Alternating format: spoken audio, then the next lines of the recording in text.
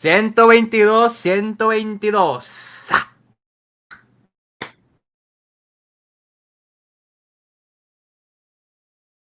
Ay.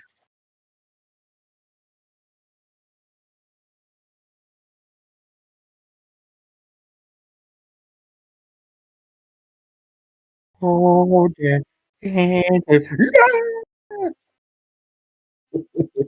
Easy there, You need to Chip start singing Dunham. solo. Chip Dunham. There you go. Dunham. Tremendous. Does this mean the Grinch is going to make an appearance on the Shadow Kvlt? I don't know. We'll see. Anyway, what are we talking about? Survivor Series. Indeed. Yes, we are talking the top 10 worst Survivor Series matches of all time. Yeah. Oh boy. A virtual plethora of matches that we could pick from. Hey, we make movies, pal. We make movies, pal. We're live, pal.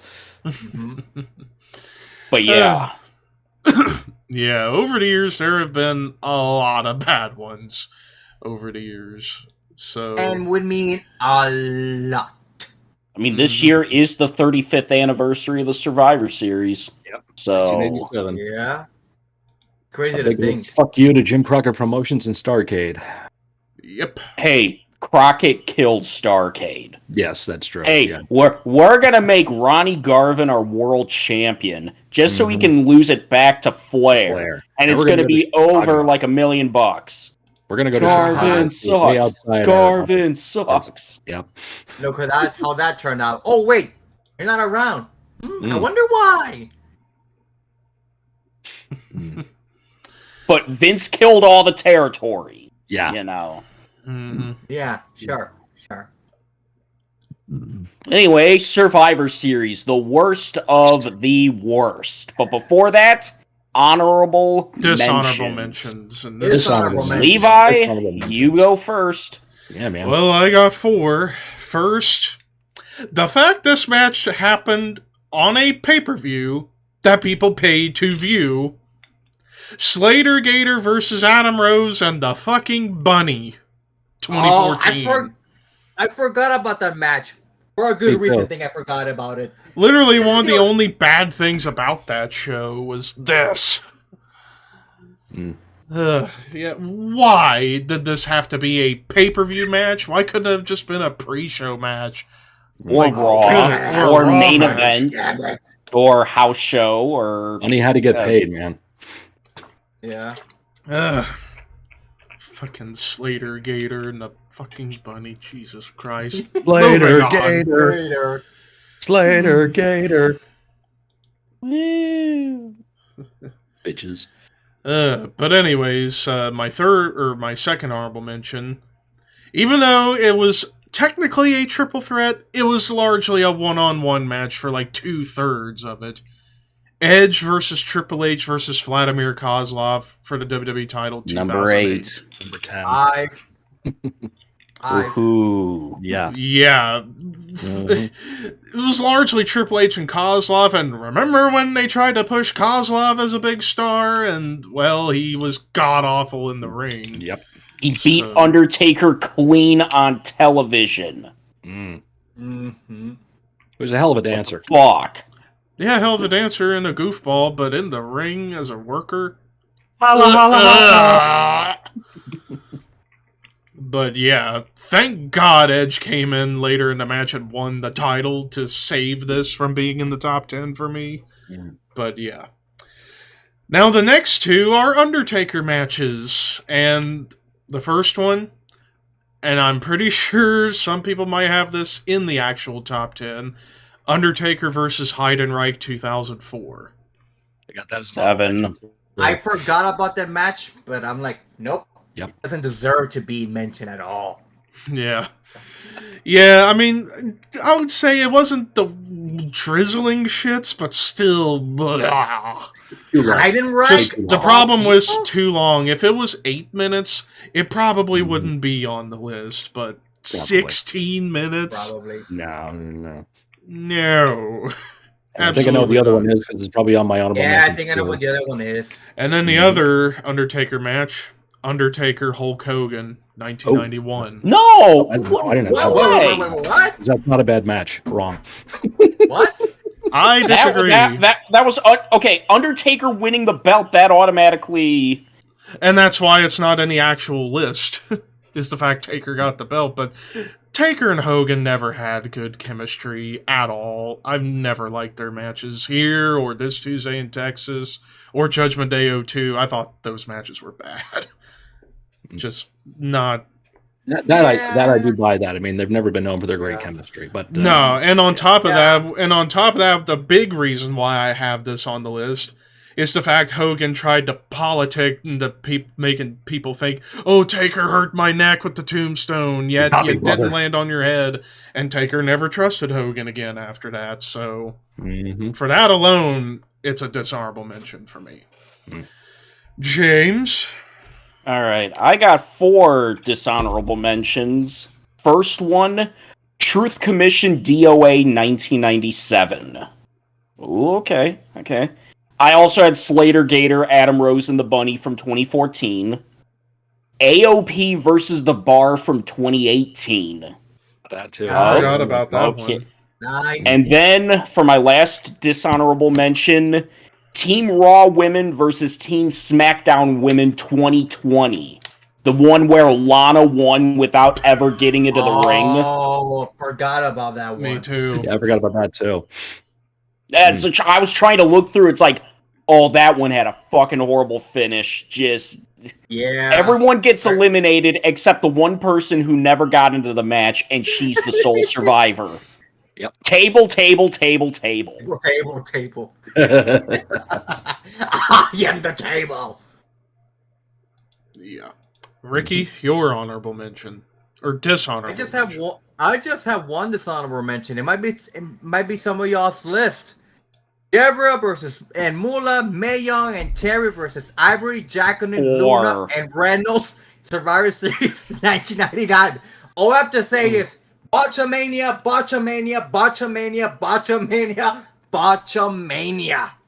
Yeah. Yeah. Yep. Next. Scott? All right. 4 dishonorable mentions, 2 of which have already been mentioned. James said AOP versus The Bar 2018. That match is a pisser. End of story. I also had 2004. If you know, you know. Also had 2004 Heidenreich versus Taker. I also had 2013 Big E versus Curtis Axel. Oh. Why is this match on pay-per-view? Nobody cared. It did nothing. Was that when Curtis was IC champion? Yeah, I think it was, yeah. That was right after he lost the belt. That was right after the loss, yeah. Big E won the belt right before the Survivor Series, and they had the rematch. Yep, which okay. Nobody cared. And the other match, which was another Undertaker match that I thought Levi would have on his list, but he didn't, I have 1992 Undertaker Kamala casket match. I left it off of either one of my lists because that's more of a squash match than anything else. Yeah, it's boring. It's and the fact also he takes forever to nail the coffin shut so long. Personally, that's not even the worst match on that show. No, I mean the reason I didn't put the match was because it's the first casket match in WWE. You gotta start somewhere. Yeah. Right. And there you go. But now on to the actual top 10. 10. Starting by number 10. Now this match has a lot of explaining behind the scenes with it. What was supposed to happen and what we ended up with. 2 completely different things. 1991, Big Boss Man and the Legion of Doom versus Erwin R. Shyster and the Natural Disasters. Yeah. I originally had that as a dishonorable mention. So did I. Why bother? I mean, the fucking backstory of this whole deal, the behind the scenes is such a cluster. Originally, this was supposed to have been Team Sid versus Team Jake, because originally the snakebite angle that they did with Savage was supposed to be for Sid. But Sid ended up getting hurt, so Savage got brought back a lot sooner, and he was the one that took the snakebite incident, and really this match should have been Team Jake versus Team Savage. That's really what this match should have been, but it's like on the night, oh, we'll reinstate Savage, but you gotta wait till this Tuesday in Texas because fuck you, we want more of your money. Pay up, bitches. And we end up with this pile of crap. It's just... Why? Huh? Fuck this match. Nothing more, nothing less to be said what it was supposed to have been, and what it became. Oh, and they dear put God. this match last. Yeah, and they put this in the main event 2 matches after Taker Hogan. Which... Yeah. I mean, I get the fact that you want to end with the crowd in a good mood and the babyfaces won it, but still. Yeah. James? Alright, I got Team Raw versus Team SmackDown from 2011 as my number 10. Triple H, Strowman, Angle, Balor, Joe versus Shane, Cena, Orton, Roode, and Nakamura. Yeah. Half the match is great. Yeah, and then the second half completely negates what happened at the start. Right. Because they had to push upstart that youngin', 20 years in the business, Triple H. And the finish was fucking stupid. The pedigrees Kurt, gets him eliminated only to win the match for himself. Right, and then Strowman just destroys him.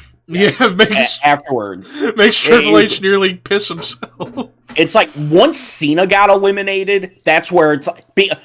Cena gets eliminated way early on. Like, what the fuck is this? And then all of the quote, young guys, the newer stars, they all get eliminated, and it's down to, like, Triple H, Strowman, and Angle versus Shane McMahon.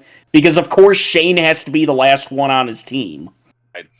Mm-hmm. Yeah, the first little bit of it was pretty good, and then... What happened? Hey, what happened? Scott? Or I thought Ricky went. No. It don't matter. We'll go to round one. Cool. My number 10, I think you mentioned it, Levi, in your honorable mentions. 2008 Triple H Kozlov Edge. This was supposed to be Triple H Kozlov Jeff Hardy, and then Hardy was not able to compete. Take that for what it's worth. So it's a singles match that nobody cares about, boring as hell. Edge shows up, making it a little bit more exciting, and still, it's like, okay. Popcorn fart. Ricky.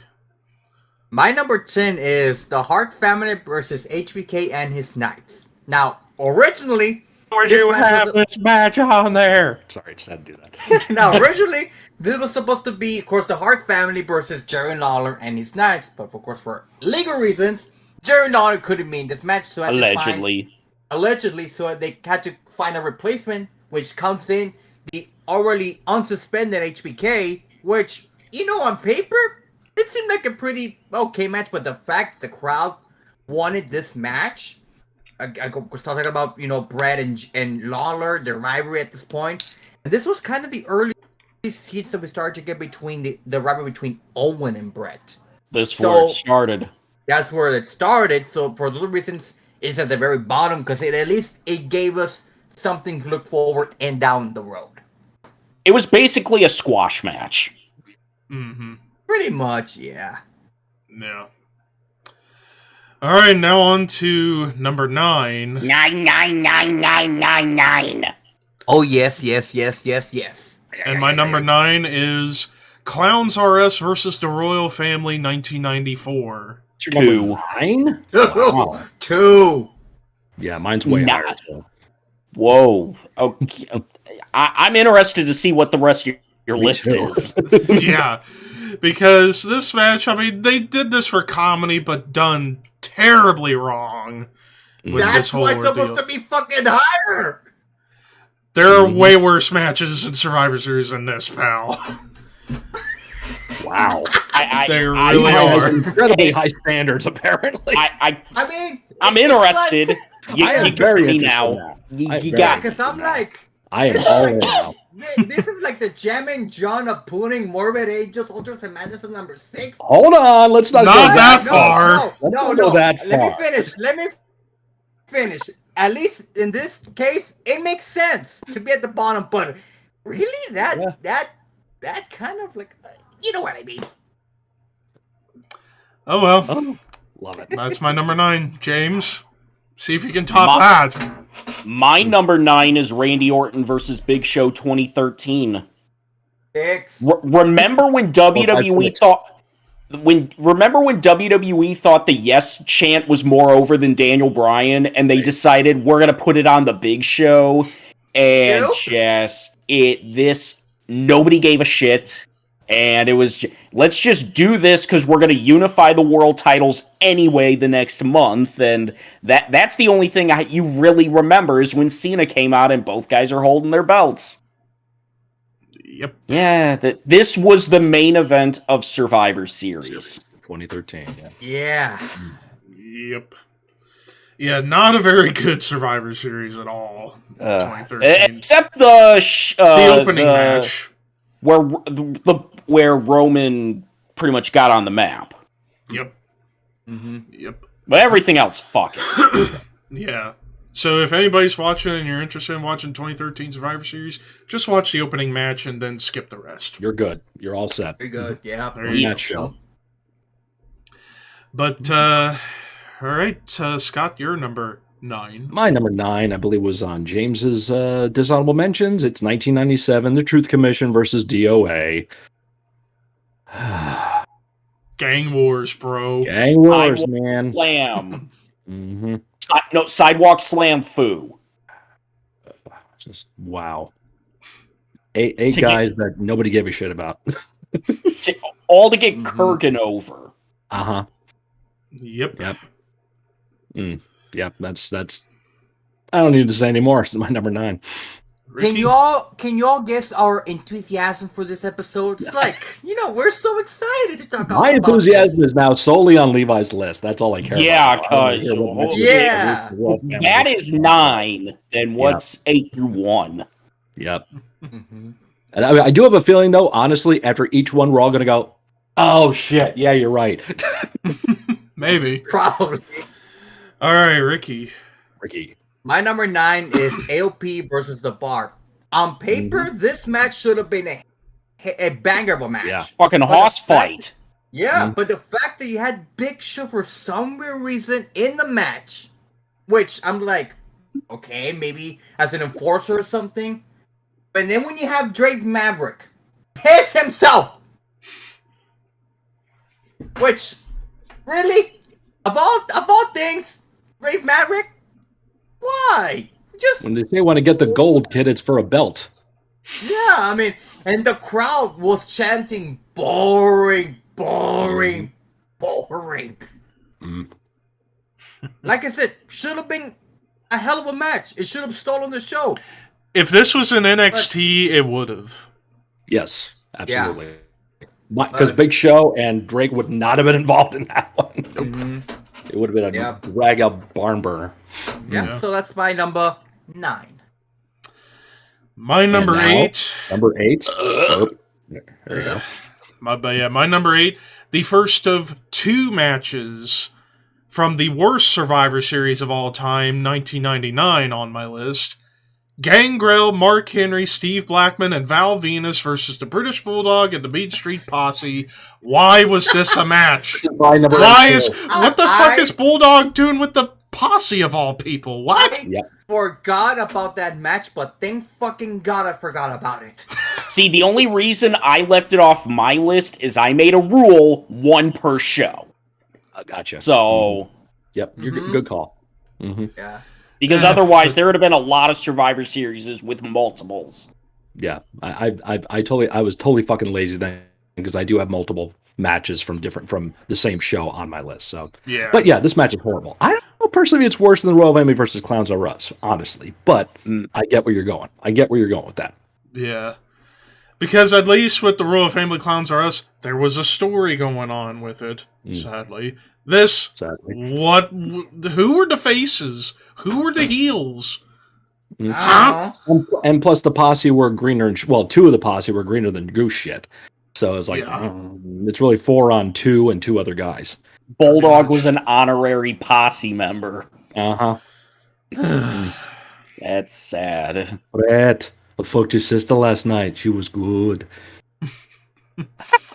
That's a joke me and my friends would say when Bulldog would have Brett in a chin lock, and he'd get right to his ear. Brett, I fucked your sister last night. She was hot. Shut up.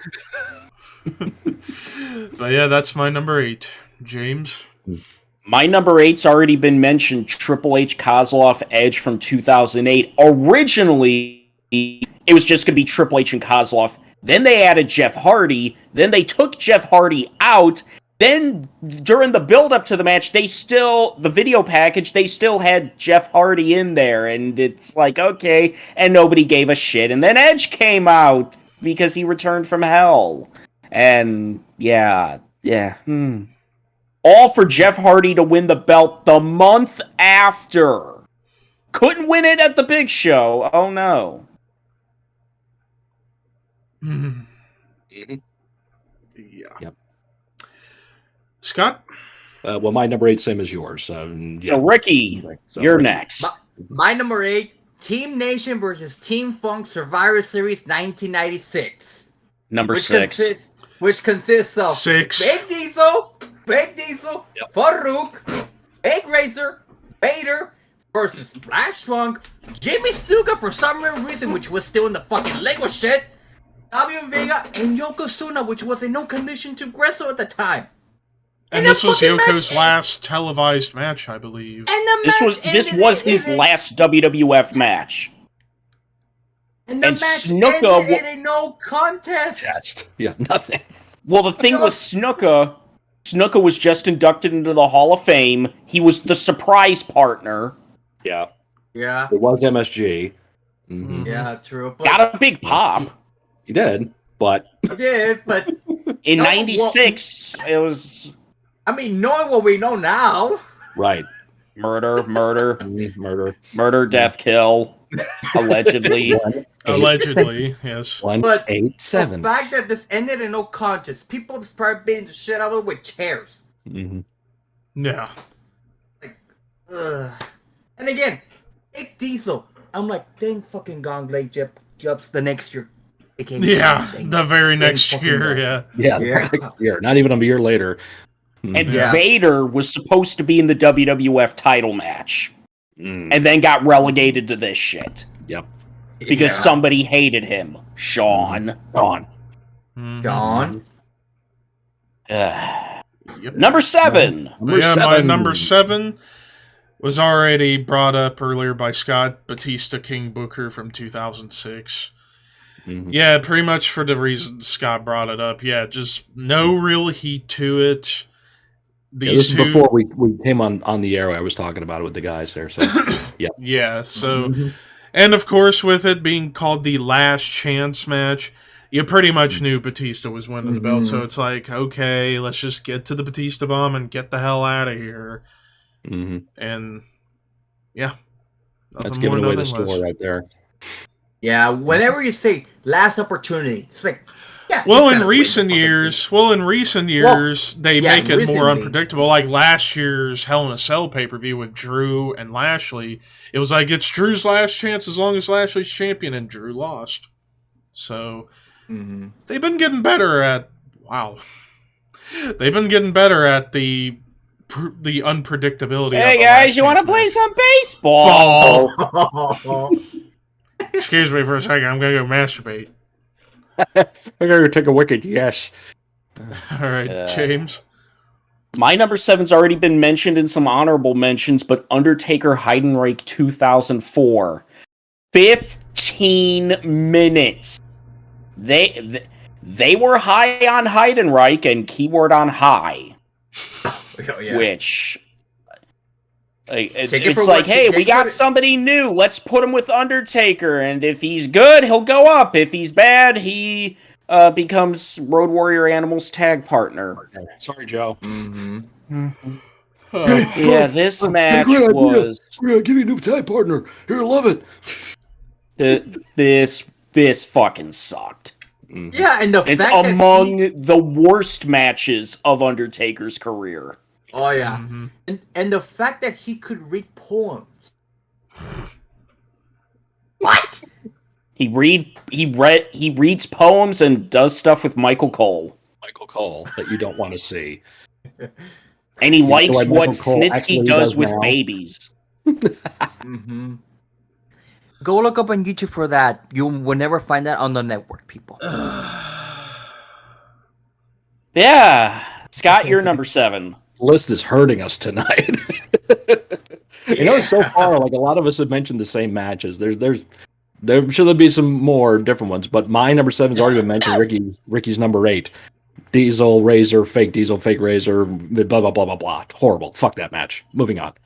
Go, Ricky. My number 7's also been mentioned. DOA versus Truth Commission. 2 teams, which were never over. They just put them for the hell of it. Moving on. Mm-hmm. Dirty And- old assholes. Yep. And mine and James's number 6 was Ricky's number 8 and Scott's number 7. Vader's team versus Yoko's team. The 96. debut of the nation. Yeah. Yeah. That was pretty much the only thing. That and Snuka's one-time cameo. Yep. And yeah, Pretty much it. this was Yokozuna's last WWF match. Think about that. Yep. Just a couple of years earlier, he was the WWF champion and the top heel in the company. And then here, he couldn't be licensed in pretty much every state. And just sorry, it's a sad fact, but not everybody gets to write their own ending in the wrestling business. And this is what you get. But he would be on Heroes of Wrestling. Which we gotta cover again at some point. Episode 200. Yes. Oh god. I mean, yeah. To quote Slipknot, I push my fingers into my eyes. Oh, We do guest commentary for Heroes of Wrestling. And it's just gonna be the video, no audio. The audio is just us. That way we Yes. don't get with the copyright bullshit. We'll be okay Yes. that way. Yes. And we're gonna make the noises too. Boom, pow, zap, boom. What a We're gonna do all maneuver! that shit. Oh wait. I am the table. Are we gonna have to make the noises with Jake Roberts too? Now I'm gonna Yes. reenact that as Terry Funk. It'll be fine. Oh. And that's episode 200. We're already set. We're going We're going Whenever all the out. hell episode 200 is, that's gonna be it. That Let's will get there be. Do math. 2024. Yeah. Come on, do Can I just get math. tomorrow, please? First, thank you. All right. All right. Anyway, Scott, you're number 6. Oh, my number 6 been mentioned. 1999. Deborah, Moolah, May, Tori, Ivory, Jacqueline, Luna, Terry. Horrible. Fuck that match. Goodbye. Moving on. Ricky. My number 6, James mentioned it. Big Show, Randy Orton, Survivor Series 2013. Again, they try to make the Just movement to Big Show. Moving on.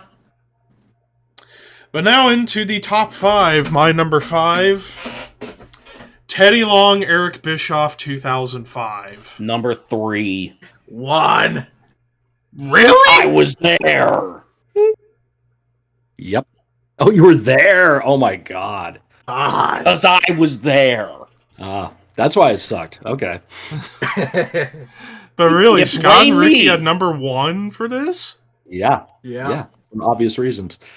Yeah. Huh. We'll get to it later, but you go ahead. Yeah. You We'll explain get that. to it. Yeah, we'll get to it. Yeah. Mhm. I mean, just the match happening. It's like I get they were trying to do 05 Raw versus SmackDown mostly, and this was one of 3 of those matches. And the only memorable thing about it, Boogeyman shows up to help Teddy win, and that's it. Moving on. James? My number 5, The Great Khali versus Hornswoggle 2007. All three of us are number 3. Wow. No.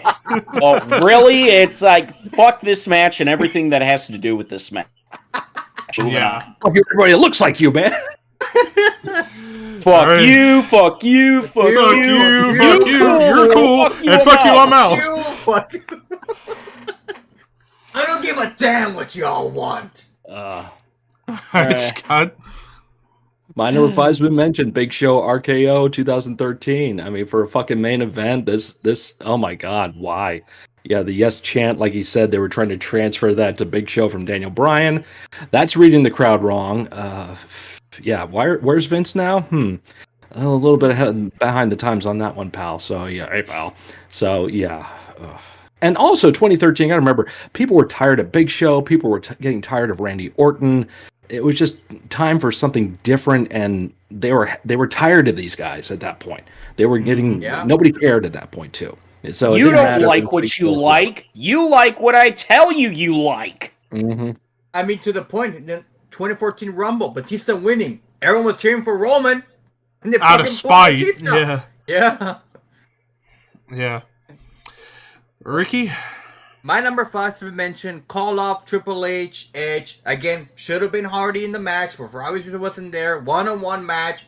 People think it was boring, and then Vicky comes in. He's here! He's here! Here it is! Fucking Edge comes out. Excuse me! On his name. I say clearly. This is what we're gonna do in Heroes of Wrestling too. We're gonna do the theme music and everything. Oh, Jesus. Yes. Time to whip up the guitars. Or you know what? Fuck it. We'll do it next year on the anniversary. There you go. Because that's what we do every year on the anniversaries of Heroes of Wrestling. We're gonna do Heroes of Wrestling a different way. Yeah. We did rebooking Heroes of Wrestling 2 next year. MST3King. We're MST3King Heroes of Wrestling, ladies and gentlemen. Yes. That's what we're gonna do. That'd be great. I'll do Tom Servo. All right, number 4, Orton Big Show 2013. Nobody wanted this match in the first place. Okay, and the 3 Big Show fans at the time probably did. Mm-hmm. And where are they now? Where are they now? Probably under ice. Or in a grinder. I don't know. But yeah, just why? Moving on. James. My number 4 has already been mentioned, the women's match from 1999. Thank God it was only one fall. Because if you had to have elimination with this, it would have been worse. Fuck it. Next. Scott? Right. My number 4 has not been mentioned yet because I was lazy and I have another match from 2013. 7-on-7, Total Divas versus yeah. Oh, yeah. Mhm. I forgot about that one. Yep. Just because you add more people to the match does not mean it's going to get any better. And this is living proof of that fact. So, yeah. Before the Women's Revolution, there was this stuff. And wow, bad. I mean, I hate to be hating on the women here because I do have I have 2 women's matches on here in that respect, and also laziness having 2 matches from 2013. But it's kind of hard to put a top 10 in my book and not acknowledge this match in some way. Just me. Yeah. Ricky? My number 4 has not been mentioned. Ashton Booger, Bam Bam Bigelow, and the Head Shrinkers versus Man of a Mission and the fucking Bushwhackers. First of all, when you have Man on a Mission and Bushwhackers painted as doing the fucking clown, and he's not even on the fucking show. The fuck, Vince? What the fuck were you thinking, man? Whose ass were you up when you were created with that kind of shit? Oh, wait. Hey, pal. The crowd gonna go banana! Banana! I was gonna say it, but okay. Oh, boy. Alrighty. Fuck this match. So Levi and I are gonna be talking about that at the same time. Pretty much. You are. But now on to number 3, Kali Hornswoggle. They did this just for the visual, just for the visual of the biggest size difference in WWE history. Ha ha ha ha. What would have been way better would be to watch Kali and Hornswoggle backstage because they were writing partners around then, along with Mark Henry. Think of that grouping, hanging out together in the car. Hornswoggle, Mark Henry, Kali. And I don't know who else was in there, but that was a group that was traveling. I would love to have been around to see that. That would have been way more exciting than this fucking match. Yeah. Ride along. Yeah. Ride along. Oh my God. Watching Hornswoggle fuck with Kali at the diner, telling the waitress, make sure he gets a hamburger. The Hindu dude should get a hamburger, right? So they brought him like hamburgers. And he was like, what is this? And the fact that Shaquille O'Neal was on the show, everyone was chanting Shaquille. Vince comes out, I don't give a damn what y'all want. There was that too. Mm-hmm. Yep. So yeah, just absolutely horrible. James? My number 3 was already mentioned, but Eric Bischoff, Teddy Long from 05. I was there. What the fuck was this about? You have 2 non-wrestlers. One of them is a non-athlete. And just the only thing about this is the Boogeyman and Teddy Long winning with 1 shoe. Yeah. But now on to number 2. Number 2. Fabulous Moolah, Mae Young, Deborah, Tori, Ivory, Jacqueline, Luna, and Terry. Yeah, like James said, thank God it was one fall. Otherwise, if there was eliminations, this would have been number 1. Mm-hmm. But yeah, next. All right. My number 2, Clowns R Us, Royal Family 94. Yep. Like, this whole thing, you have the feud with Lawler and Doink, who had Dink.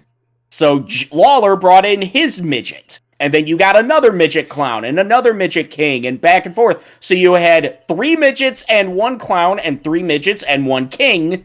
The whole thing was the big people can eliminate the big people, the midgets. They eliminate Doink first. So effectively, it's a stalemate. Lawler wins. Yeah. The only way they could have had this where Doink's team won was if somehow Lawler got counted out, which that would have just been stupid. Yeah. And then the punchline of the whole thing: cream pie to the face. Pie to the face, yes, because Vince loves that shit. Such good shit. That's good shit. Yes, and my number 2 was the tie. The 4 Doinks against Bastion, Bam, and Shrinkers, and Royal Family versus Clowns R Us because of Doink just being incorporated in all that shit just there. I remember us watching the 93 one and hearing about 4 Doinks against Shrinkers and Bam Bastion. I was like, wow, 4 Doinks? What is going on with this? Because we weren't smart to it yet. We're thinking, whatever. And then they came out, and we're like, we literally all looked at each other. What the fuck? Like, it would have made sense if Doink was there. It would have made sense. He was there, but no. It must have been passed on the back or something. I don't know. Jeez. Probably as a rib. Like, hey, maybe y'all should go as Doink the Clown. Mm-hmm. I mean, it's one thing if they're going to go as say they're Doink the Clown, but like, come on, commit to it. Don't just put the mask on and the makeup. Go all out. Come on. It's like, don't make it painfully obvious. Mm-hmm. Mm-hmm. Yep. My number 2, same thing James said. Royal Family versus Clowns R Us. Move along. Moving on. All right, number 1, me and Levi have the same one. So you have a match where you advertise 4 Doinks, and none of them are the Doinks, and the crowd wanted Doink. Mm-hmm. They wanted the real Doink. Like, the whole story. It would have been interesting, like Scott said, if you would have had 4 Doinks that all looked like Doink. Like they had when there were 2 at WrestleMania 9. Yeah. I can't believe actually saying, hey, something from WrestleMania 9 they should have done here. Yeah. Because, I mean, think about it. The 4 Doinks, if Matt Bourne didn't have heat with management, you could have had him.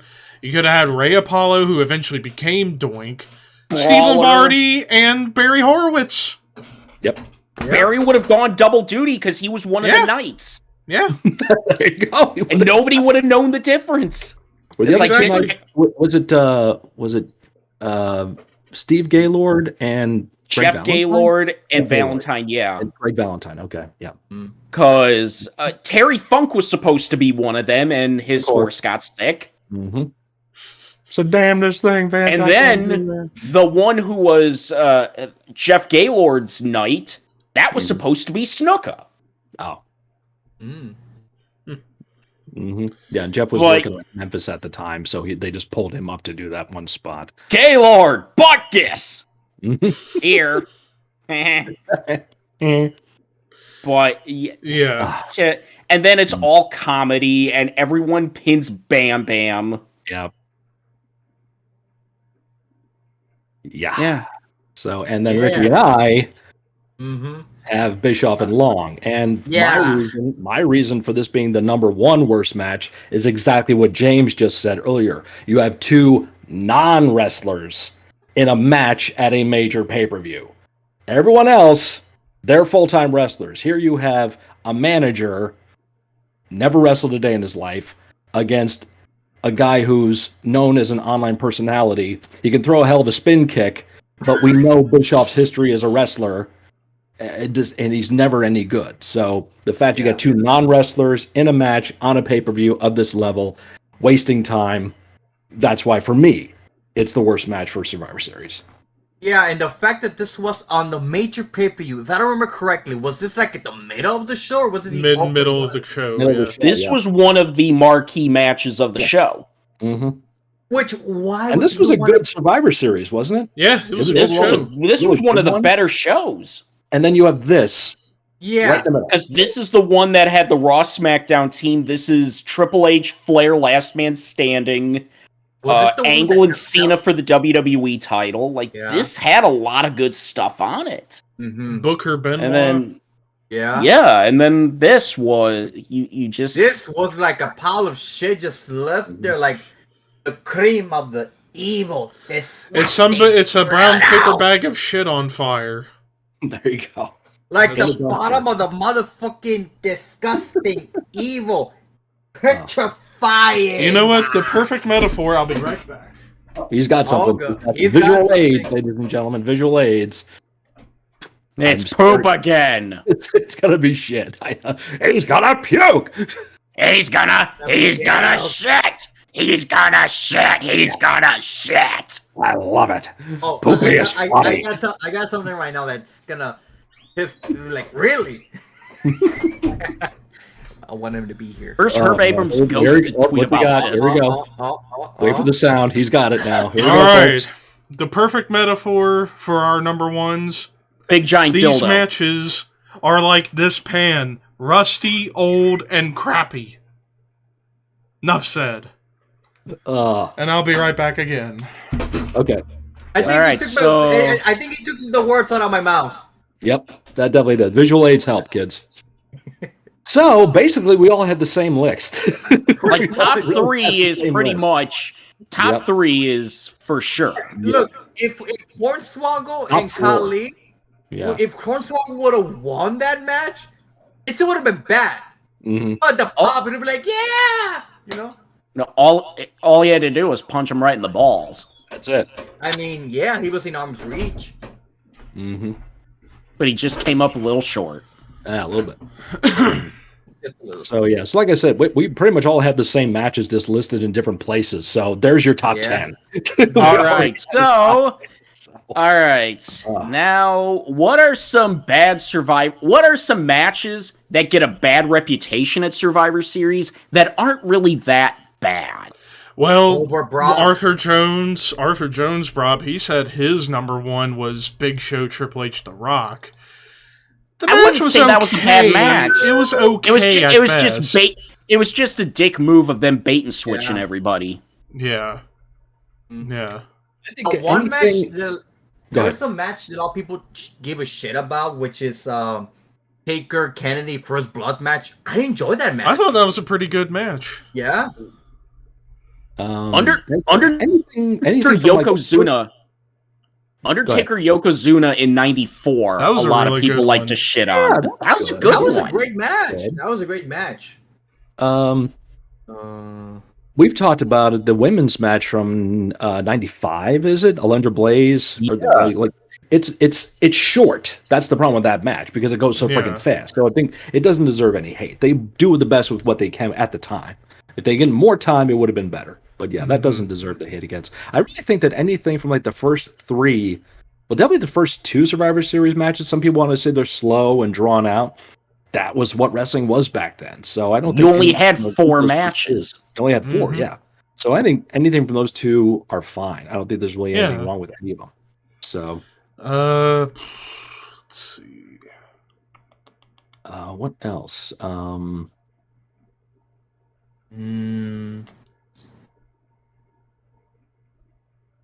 Triple H Stone Cold 2000.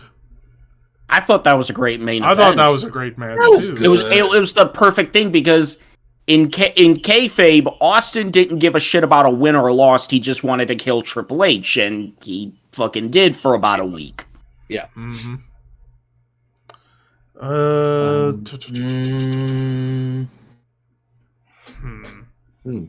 I mean, a lot of people shit the Montreal Screwjob. I mean, that wasn't a bad match. I know. That was good. I know. It's a good match. It was the aftermath. Was something. Levi's laughing. Oh god.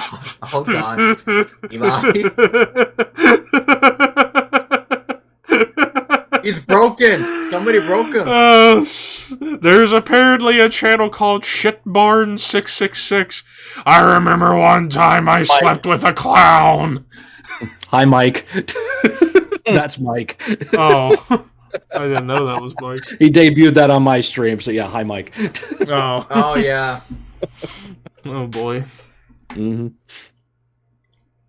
What else? Taker Vince 2003. I thought that was entertaining for what it was. I mean, it was almost a squash match. Yeah, it was an entertaining squash. It was a squash, and then Kane interfered, and Vince won. Yeah. So everybody got what they want. Vince getting the shit beat out of him, and then Vince got the win and killed off Biker Taker. Yep.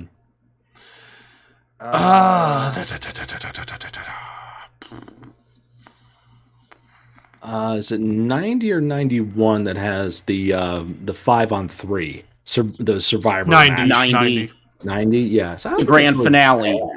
Yeah, the grand finale. It's Santana, Warrior, Hogan against Martel's team, and who? Slaughter. No, not Slaughter. It was DiBiase. DiBiase and Martel's team. Yep, the Visionaries. So, yeah, I don't think that's bad. It was just fast. It was bam, bam, bam, bam. You had to. Well, that was just to create, this. It was just end the story of Hogan and Warrior. So, I know one Scott and I agreed on when we were talking about it. Hogan and Undertaker from '91. Yeah, it wasn't a bad match. It wasn't a match. Okay, understand that, but for me, that was huge back then. You have no idea. I mean, you really don't. I remember it was the first title match in Survivor Series history. Yeah, and the fact that that was the time when Hogan was really people were having Hogan fatigue. Fatigue. Thank you. And they cheered that when Undertaker the 1, 2, 3. Yeah. Crowd popped. Yep. We watched that. 2 friends of mine were watching in my bedroom at my mom's house. And when that happened, we froze. We're like, King beat Hogan. We were so ecstatic. And then 2 days later, we're pissed off in the front lawn of my buddy's house after watching him drop the belt back to Hogan. Oh, that sucked. Team WWF Team Alliance 2001. That doesn't get shit on. No. Well, mainly because it was the epitome of everything wrong with the invasion. Right, the bad angle. But the match itself is arguably the best traditional Survivor Series match of all time. Mm-hmm. You could make an argument.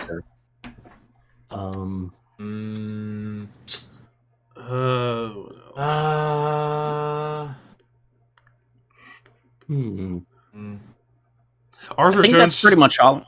This is a match. I just remembered this. Arthur Jones just brought it up. This should have been on my list. Nails and Bossman in the Nightstick match in '92. Oh, we completely forgot about that one. That should have been in the list. For obvious reasons. Oh, something we talked about before we started live that gets shit that shouldn't. Goldberg Lesnar. Yeah, Goldberg Lesnar. Yep. One of the greatest squash matches of all time. Best match of the year. And it's 90 the most money in seconds. the least amount of time. That makes it the best match of the year. 90 seconds, people. 90 That's all we fucking need. seconds. And when it happened, I think everybody was like, "Oh my god!" Oh, yeah. I What lost my the fuck? shit. I was like, no fucking way. I remember that was back when I used to watch What Culture regularly, and like Adam Blampier, he literally about had an orgasm. Like, huh? I'm Adam from WhatCulture.com, and what just what just happened? Like, Yeah, that Like, Like, what? that channel's a bunch of twats anyway. Yeah, So they are. now, Like, yes. honestly, the minute Goldberg spear Brock, the first spear, I was like, no fucking way. is this gonna end? Like, Yeah. is this really happening? Jackhammer? He's gonna kick out. Yeah, He's I was gonna like, puke. he's gonna kick out. 1, 2, kick out. 1, 2, 3. Like, What? And just as that fast as still. Although it is funny that the guy they gave Undertaker's streak to lost to Goldberg in 90 seconds. That's And then that Goldberg would almost- probably be the reason why people hated that, is because you're giving the guy who ended the streak to Goldberg. Mhm. But Yeah. at the same And then the time, guy Goldberg showed that he could still fucking go into short matches at his age. And then the guy 50. who beats the guy who ends the streak drops the guy who stroke got broken on his head in Saudi Arabia. Ugh. There is that factor too. It's a Long-term circle of life. Now, Arthur, this match I don't think it's shit on. Brock Big Show 2002. That was a very good under 5-minute match. no. Yeah, that was fine. That was one of that the was best, okay. one of the better matches on that show. Yeah. Mm. Yeah. On a show of really good matches. Where every match is Now- really good to now- outstanding. The interesting question: who's Mr. Survivor Series? Who's Orton. Mr. Survivor Orton. Series? Yeah. Orton. Orton? Okay. It would be Orton? Orton. Hmm. Orton or Undertaker. Mm, Well, I mean, Taker did debut there. And that he would does make sense. have, and he's had a lot of great matches at Survivor Series. Right. And I think he still has the most wins in Survivor Series history. Didn't he have like his farewell? Yeah. Yeah. That's 20. Yeah. 2020? Yeah. Isn't that Yeah. yeah. So, to that- Yeah. anniversary. Yeah, maybe it is Taker, yeah. But then again, with Orton, you know, for that 3 All- year all- stretch, 03, 04, 05, where he was the sole survivor and won his matches. And all the big success in the traditional matches, some of the good title matches he's had. The best one, and for me, being him and Shawn in 07. That was a fantastic match. Probably the best match on that show, even though Hell in a Cell between Taker and Batista is a very close second. Mm-hmm. And then Mike asked who would be Mr. Royal Rumble. There's no such thing. No, Yeah. I mean, I don't know. What, Austin? Yeah, Because he's Austin, won 'cause he's 3? won 3. Probably. Yeah, It's so hard to judge with the Rumble because of the Rumble match. right. Mm-hmm. Yeah. Because fuck, Kane's been in more matches at the Rumble than anybody. Mm-hmm. Mm-hmm. Yep. Which is why doing a Heroes of Royal Rumble series for me would that'd be so impossible because it's like it's all Rumble matches. Yeah. Yeah. Mm-hmm. But now that we got this episode out of the way, list-wise, time to talk This Week in Wrestling. Yes. First thing I'd like to Awesome. bring up, I do have a statistic here. We saw the end of the 24/7 championship. The title is Yay! gone. Yes.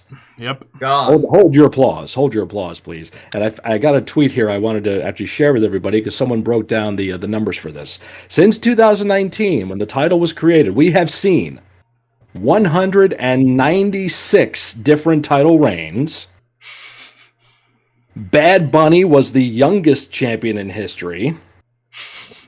And R-Truth, who you have to say is Mr. 24/7, legit, held it 53 different times.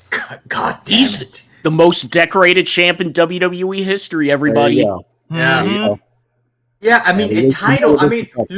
look at the list of names that hold that prestigious title: Mhm. Mayor Kane, Kelly, R-Truth, Ted Bad DiBiase. Bunny, DiBiase. Dana Brooke, DiBiase.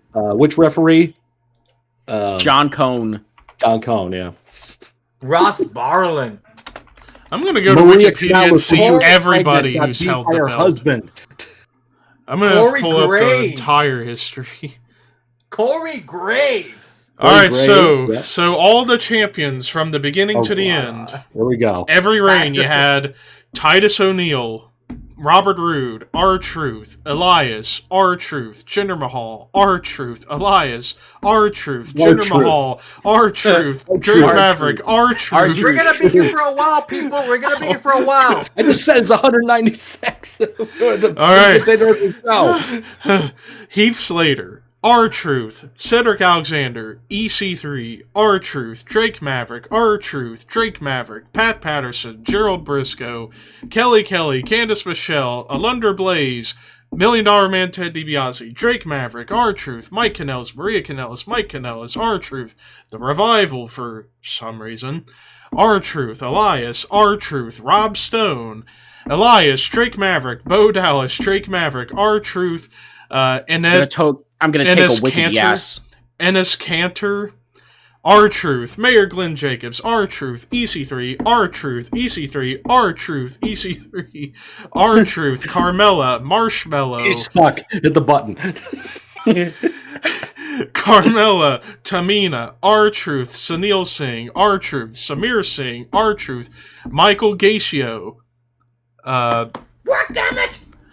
R-Truth, Kyle Busch, fuck you, R-Truth, Akira Tozawa, Santa Claus, R-Truth, Samir Singh, Sunil Singh, R-Truth, Samir Singh, R-Truth, Samir Singh, Sunil Singh, R-Truth, Mojo Raleigh, R-Truth, Mojo Raleigh, R-Truth, Mojo Raleigh, R-Truth, Mojo Raleigh, R-Truth, Mojo Raleigh, R-Truth. Back to the top of the computer. Riddick Moss, R-Truth, Mojo Raleigh, Rob Gronkowski, R-Truth, Akira Tozawa, R-Truth, Sheldon Benjamin, Akira Tozawa, R-Truth,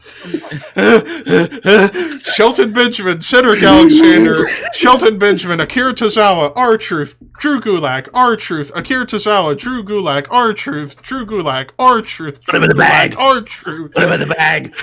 Put him in the bag. Akira Tozawa, Eric, Drew Gulak, Tucker, Drew Gulak, Tucker, Grand Metalik, Lindsay Dorado, R-Truth, Gobbledygooker. He's cool. Akira Tozawa, R-Truth, Angel Garza, R-Truth. Start all over again now. Alicia Fox, R-Truth, Peter Rosenberg, R-Truth, Doug Flutie, R-Truth, Akira Tozawa, Bad Bunny, R-Truth, Joey Average, R-Truth, Akira Tozawa, Joey Average, R-Truth, Akira Tozawa, Drew Gulak, R-Truth, Akira Tozawa, Reginald, Reggie, Drake Maverick, Akira Tozawa, Corey Graves, Byron Saxton, Drake Maverick, Reggie, Cedric Alexander, Dana Brooke, Reggie, Tamina, Akira Tozawa, Dana Brooke, Nikki Cross, or Nikki ASH, Dana Brooke, Tamina, Akira Tozawa, Dana Brooke, Dewdrop, Akira Tozawa, R-Truth, Nikki Cross, Dana Brooke, Carmella, Dana Brooke, Carmella, Dana Brooke, Akira Tozawa, Broken Nikki again. Cross, Alexa Bliss, Dewdrop, Tamina, Dana Brooke, Nikki Cross, Tamina, Dana Brooke, Nikki Cross, Sean Bennett, Tamina, Dana Brooke, Nikki Cross, Eddie Oringo, referee, Tamina, Dana Brooke, Nikki Cross, Daphne LaShawn, Nikki Cross, Dana Brooke, Nikki Cross, Tamina, Dana Brooke, Nikki Cross, Tamina, Dana Brooke, Nikki Cross, deactivated. God. Somebody clip all that. Shit. Too long for a clip, thank God. Clip it in multiple parts. But multiple clips are. My favorite was R-Truth, Mojo Raleigh, R-Truth, Mojo Raleigh, R-Truth, Broken. R-Truth, Mojo Raleigh. Roger Riley. I swear, somebody makes a Fist mix bump to out of that. that. Make a mix of this, somebody out there. Hey, Oh my Levi, Zev's ass. They'll get the wrong thing up. No, somebody get the theme from Counting the 150 original Pokemon, put it into this.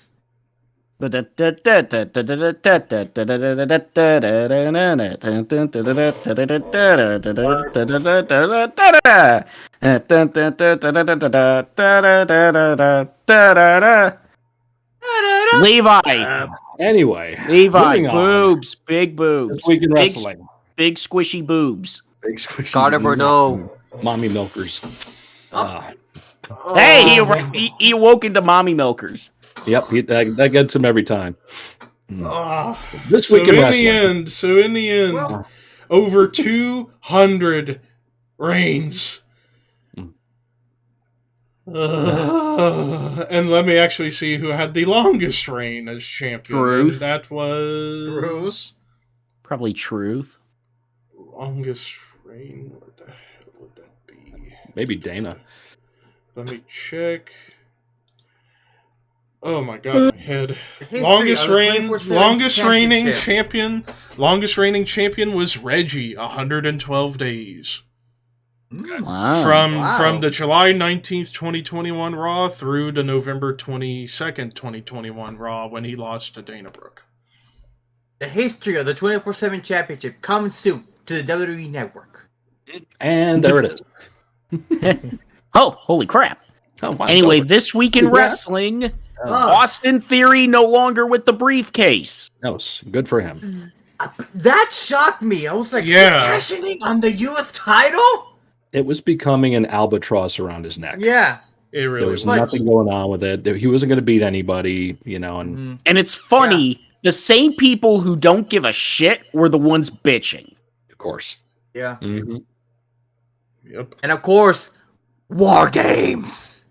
War games. Which seems like they're starting to formulate. We now know Yeah. we've got the Battling Brawlers and Drew against the Bloodline. 2 spots left to fill. Mm-hmm. Yep. Will it be KO and Sammy? I don't know. Anyone maybe. know any status on KO? Because he's been gone. Is he injured again? There's something going on in the family. Yeah, I don't know. I haven't heard I don't know. anything. Oh, I haven't heard anything. Anyway, games. Probably we're looking at Damage Control and Nikki against. We are looking at that. Yeah, because but that thing. it's Damage Control and Nikki against Bianca, Bliss, and Asuka. 2 spots left to fill there, and 1 spot left to fill for the heels. And of course, Baka Baka Baka Baka! Bitch! I love that! That's one of the funniest things I've That ever was seen. so entertaining. It was so good. I don't know what the hell they were saying, and after seeing the English translation, I was like, oh shit. Yep. they can get away with it. Yeah? Baka Baka Baka! And now you know how to say moron in Japanese. Yep. Bitch! You're a baka bitch. Sebastian Baka. Oh god. Wait a minute. That means Chewbacca is a moron in Japan.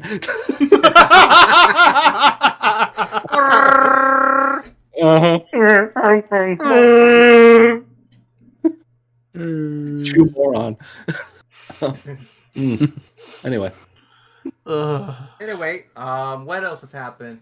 what else happened? Um, So let's see. Survivor Series coming up. Full Throttle. That is happening when? Next weekend? Yeah, next weekend. Next weekend. mhm. Anybody know what's happening with that? I mean, There are apart several from- matches made. I know that. I just don't. There's a know. lot of matches made. Are there? Yeah, the card currently for Full Gear, yeah, Mox MJF. Oh, gear. I'm sorry. I was at Full Throttle. Yeah, we got Whatever. Yeah. we got Luchasaurus versus Jungle Boy in a cage match. Yay. Then you got a tag team match: Jeff Jarrett, Jay Lethal versus Sting and Darby Allin. Didn't I say that they were going to book Sting versus Jeff Jarrett at Yes, you some did. point? Yeah. Well, we're getting it now. There you go. We're getting it It's now. TNA 2007 all over again, brother. Where's Rally Towel Guy? Yes. Oh God. He's gonna make an appearance. Yeah, probably. TNA, TNA, TNA. Russo's going to do a run-in. Bro. Then you got Britt Baker and Saraya. Yep. Saraya has Yay, been cleared. woo, yay. Doesn't mean it's a good thing, folks. Nope. That's not gonna end well. Nope. Jade Cargill, Nyla Rose for the TBS women's Again, title. who cares? Yeah. Tony Jade's Storm. a babyface all of a sudden. Mhm. Yeah. Tony Storm, Jamie Hayter for the interim women's title. That should be a good For, match. for a belt for nothing. But a belt's for nothing. Yeah, the match itself will be good, but it means nothing. Cake. Mm. Then there's the AEW World Championship Eliminator Tournament final, which is still to be determined. Again, why have a fucking tournament for the number one contendership? Why? Because they've done it the last couple of years. Too many fucking tournaments in that company. Yeah, well, whatever. The acclaimed versus Swerve in Our Glory for the tag titles. For some reason, yeah. I mean, okay. And then a 4-way match: Jericho, Bryan, Claudio, and Sammy for the ROH title. Give Bryan the ROH belt. Yeah, give him the title. Give him the belt of nothing. Yes. Mm-hmm. And then, of course, Mox MJF for the world title. That's the most interesting one. Yeah. Yeah. Mhm. Give MJF the strap. Oh, It's speaking fucking of time. Speaking of MJF, he was cast on the I'm forgetting the fucking name of the movie here. It's the Von Erich. Von Erich's film As Lance Von Erich. Or Kevin I'm Vaughn. Like, really? Kevin Vaughn. Really? As the fake Von Erich? Yeah, I'm like, it could have been easily one of the other Von Erichs. But why him? I mean, it's better. It's and it's one of those things. Yeah, he's great at what he does, but at some point, Hollywood may be coming a calling. Mm-hmm. Yeah. What's the status with Punk? I know there was something that I read. Punk about... did some commentary with an MMA promotion. Oh yeah, that came up. Okay. And he made a line where it's like, yeah, there's going to be a bunch of fights, but I'm not going to be a part of them. And he looked happy. Yeah, which doesn't. Yeah. Notice how happy he is with the wrestling business. The Elite's probably going to be coming back at Full Gear. Mm-hmm. Mm-hmm. Yeah, where have they been? What else has happened? Last night on SmackDown, Bray Wyatt, I guess, and LA Knights. Which first feud for Bray? Which that would be an interesting feud. Yeah. Now the rumors are that John Cena will be back for a match at WrestleMania next year. Who is he going to be working with? Gunther. I would have thought. Gunther would be fun. I thought LA Knight would have been great. I mean, those promos would be amazing. Mm-hmm. Set that but have the story of the IC titles, the only belt John's not won. Mm-hmm. Yep. And then him just take the chops. Gunther has said he wants to work Brock.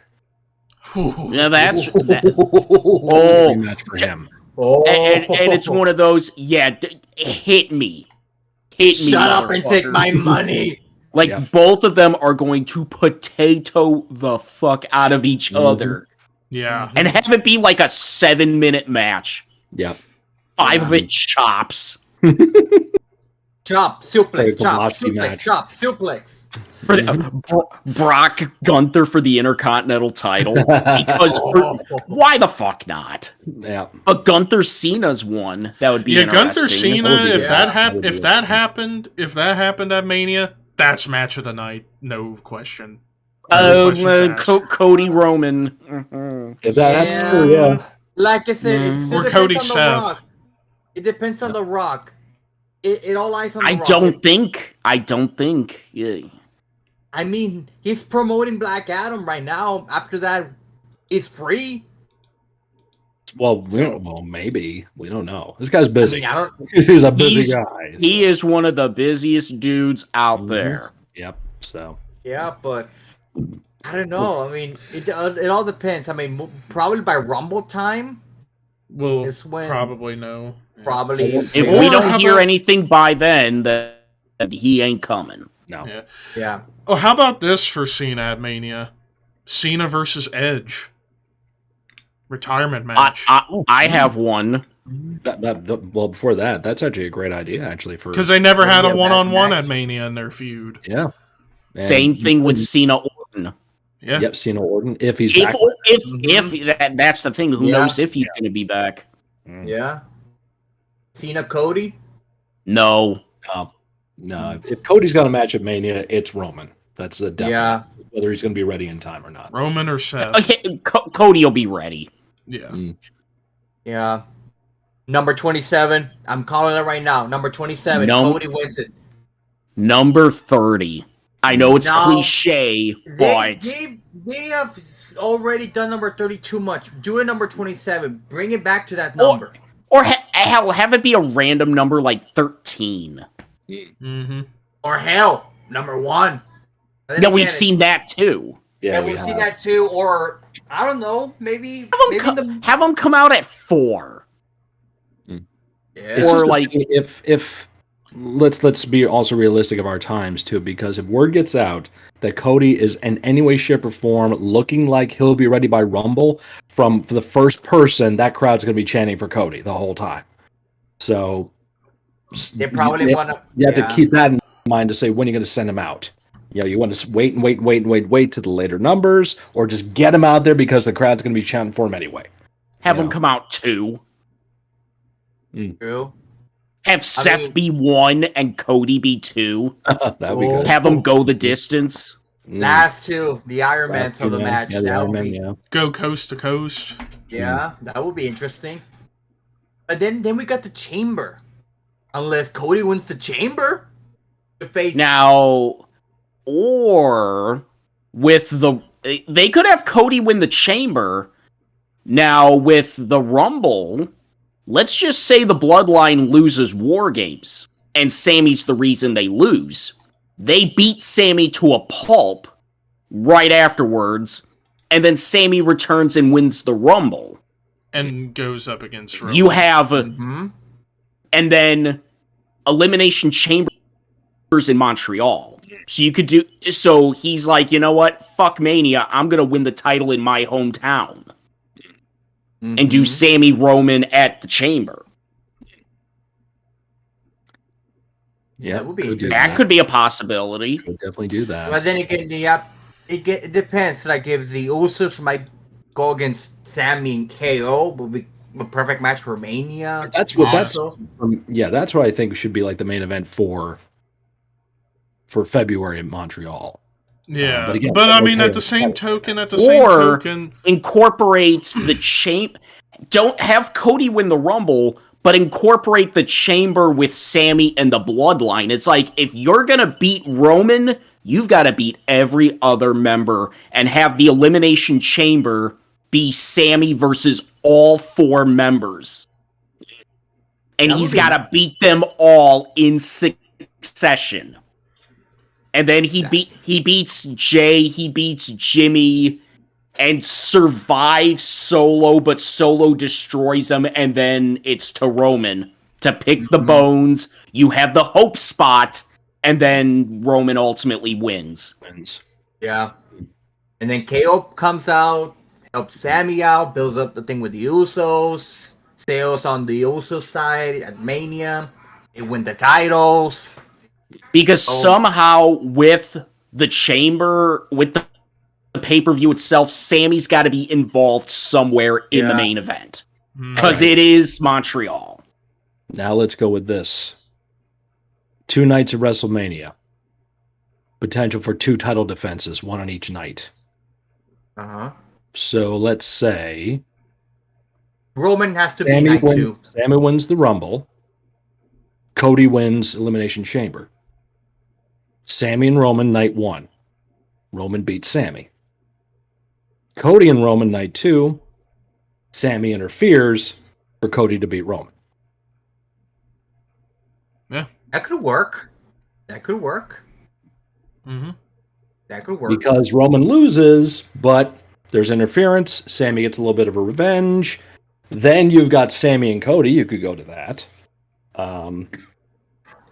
And now, granted, usually it's like, well, you want to give like maybe somebody else the opportunity to main event the first night, like give the women a chance to do that. Sure, but in that respect, if you did have that scenario, it could fit in that grouping of matches there. Now, I see night 1 main event. You could do Sammy and KO versus the Usos. in main event of night one. And incidentally, James, good call bringing that up, because one thing the Usos and the New Day never got to do, but have always talked about doing, main eventing WrestleMania for a tag title match, which has never happened. And wouldn't that be something? That would be night one. The main event, night one, with the tag titles. Getting that chance for those two teams. And then night two, Roman and Cody. And you end both nights with 2 huge title changes. Right. Mm-hmm. And you get the fans those big moments. Big moments there, yeah. Yeah. Unless, like I said, Roman retains at Mania and... No. I mean, I don't know. Unless they want him... There's no way they're going to have... Because when else are you going to have him lose? You're going to save it for another year? Yeah, it's like... I mean... Because you got to think, if he retains, you need opponents. Right. And they don't... He's gone through everybody. Unless he loses at the Rumble... Yeah, because again, I keep bringing up the possibility, like, if The Rock is going to face Roman ain't going to be championed by Mania. No. Yeah. So you could have, like I keep saying, you could have a multi-man match, have Seth involved if he loses the U.S. title by then. Seth wins the belt, Cody wins the Rumble, Seth, Cody, WrestleMania to end their feud. But see, with Monday, what happened on Monday...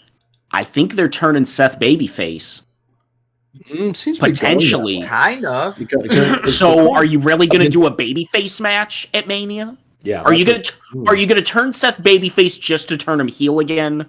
Right. No. And if he's the one to win the belt off of Roman, he's a babyface. Yeah. Whoever beats Roman for the belt, they're the number 1 babyface going forward. And they already did. Oh yeah, they're going to have a rocket up their ass. Because I think they're going to be using War Games to set up Sheamus and Roman at the Rumble. Like, Sheamus is going to be the one to get the decision. Yeah. Yeah. And then you build up towards that match, and then the Chamber somehow involving Sammy and Roman or whatever combination, whatever they want to do, and then Mania. If Cody's ready, then Cody Roman for the belt. I mean, we have to see how Survivor Series is going to plan out, too. Once we get the thing with Survivor Series, we kind of more or less where they're going to go. Unless is Elimination they throw us Chamber, out. Is Elimination Chamber guaranteed in February? Is that actually still pay-per-view?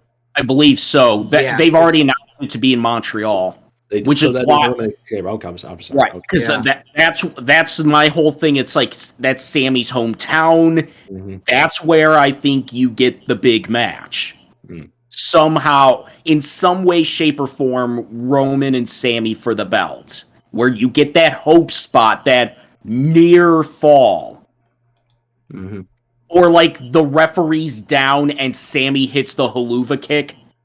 That crowd would go fucking ape shit. I mean, I don't There's know. lots of potential. So yeah. I mean, we're almost close to Survivor Series, a couple of weeks away. 2 weeks. And then that's the last big show of the year until Rumble. Yeah, so they're gonna start building it up. Survivor Series is where they're gonna build up this main event for the Rumble. Yep. Yeah. And then the Rumble's in San Antonio. We shall see.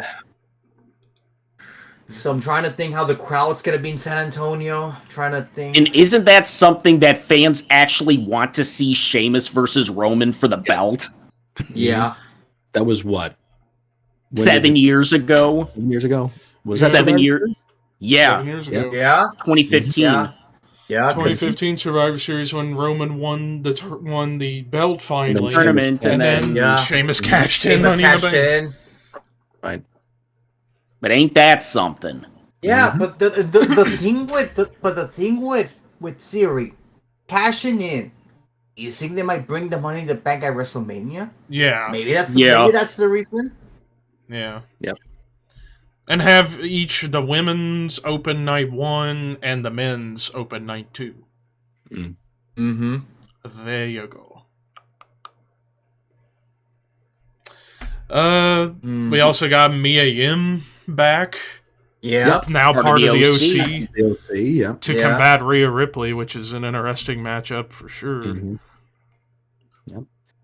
Bad table botch on SmackDown with the ladies 6-pack match. Table did not break, did not get touched.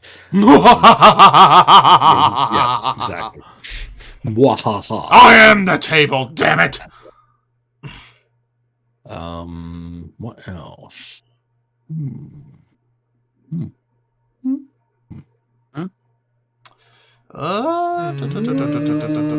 else comes to mind as anything big this week. What else has happened? Other than Braun Strowman taking a dump on Dave Meltzer on Twitter, talking about how, oh my God, Omos, you and me got 47 stars in Saudi. Basically burying Dave Meltzer on Twitter, and thank you, Braun. You're cool. But he also got some heat with the locker room. Yeah.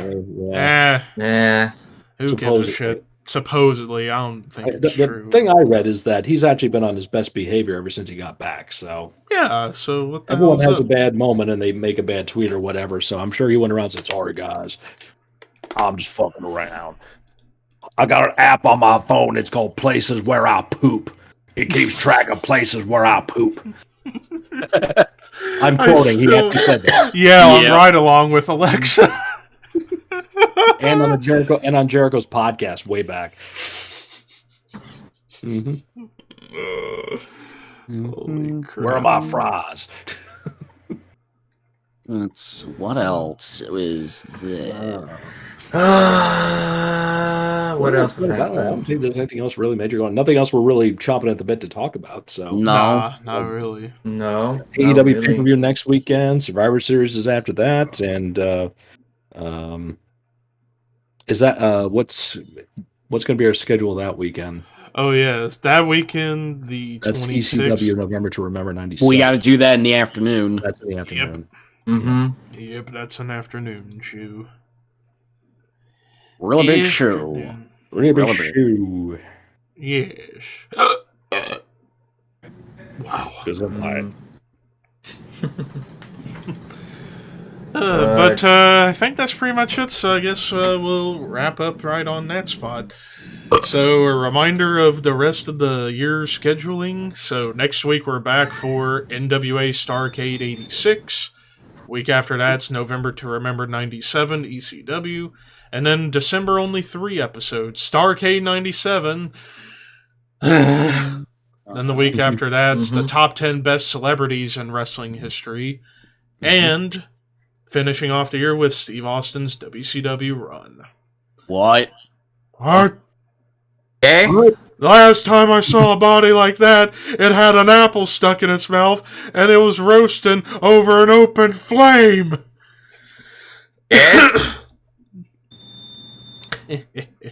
But before we go, it is plug time, and we'll start with the James.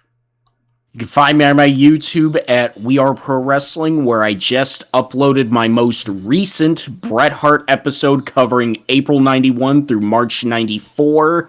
Next week is going to be April 94 through November 97, cutting off right before the Survivor Series, which is going to be the week after that. So subscribe to me on my YouTube. Follow me on Twitter at WAPW_wrestling, and follow me on my new Instagram at WeAreProWrestling_YT. I decided to sign up for one just in case the Bluebird dies. Potentially.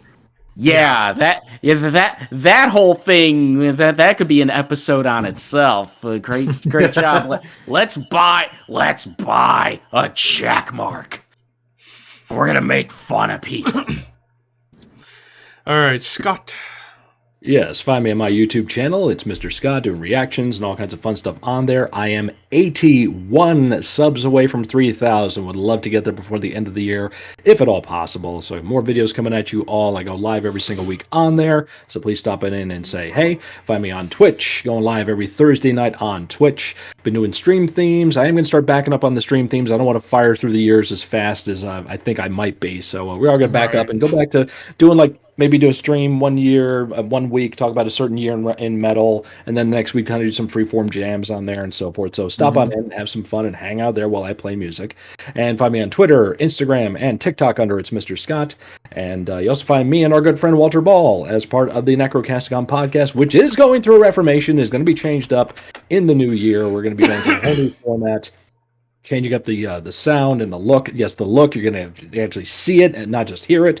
So a whole big change is coming to that show in the next year as well. So be checking that stuff. 80 on the way from 3,000. Come on, help me out. Do it now.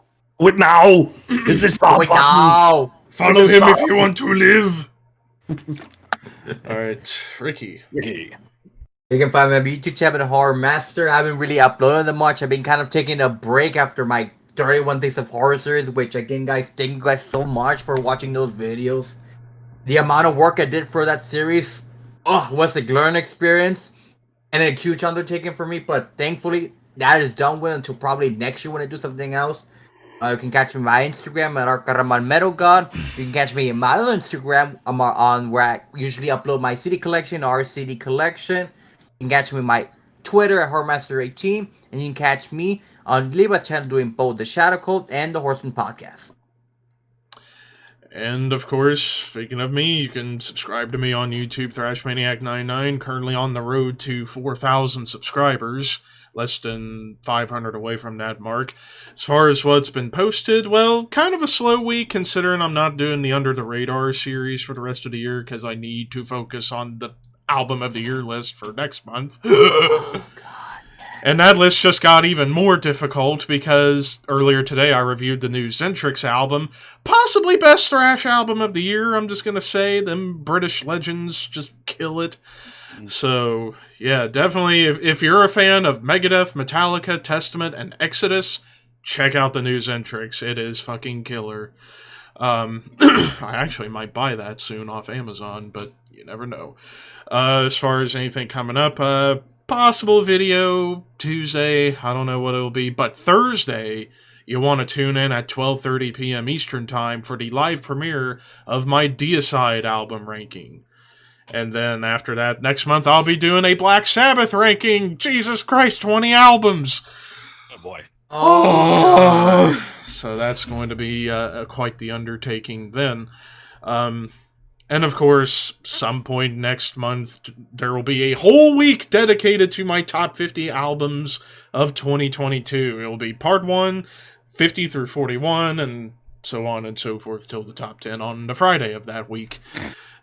But as far as the Horseman podcast, looking for hopefully next weekend to do the next episode where we will be talking the top 10 best Metal Blade Records albums. Oh, that's going to be a fun one. Yeah, hopefully a new host will be there by then, and then maybe even another episode where a possible guest will be my technical boss, Nikki Law, of Breaking the Law Public Relations, the PR for Century Media Records, and Broken Hope, lady, and Midnight, and Jeremy Wagner, and a whole bunch of stuff. And so on and so forth. Yeah. So that's that. You can follow me on Instagram at ThrashManiac_YT. I'm currently where the fuck am I with it now? Currently 74 followers away from 1,000. Let's get there before the end of the year, because thank you guys. And then last but certainly not least, follow and or subscribe to me on Twitch at ThrashManiac99, where last night I finally got to 400 followers after being stuck between 380 and 390 for what felt like an eternity. But, yeah, that's pretty much that. I might be on Twitch tomorrow night to do God knows what. Hell, you might see me lick a jar of peanut butter for all I know. Who the fuck knows? Just kidding. like. Good night, everybody. AEW Dark, ladies and gentlemen. And next week we rank the 24/7 champions. R-Truth, Mojo Raleigh, R-Truth, Mojo Raleigh, R-Truth, Mojo Raleigh, R-Truth, Mojo Raleigh. But anyways, for those watching on Twitch, we're rating my dude, my dog, my doink, Mr. Daniel Decay, because he's actually playing bass tonight. Oh, So, I gotta go give him shit then. Yeah, go do that. No! He did give me a couple of Exciter songs I should learn. He did give me a couple of Exciter songs I should play on my stream, so I gotta start working on those. Oh, yes. But we'll see you next week, folks.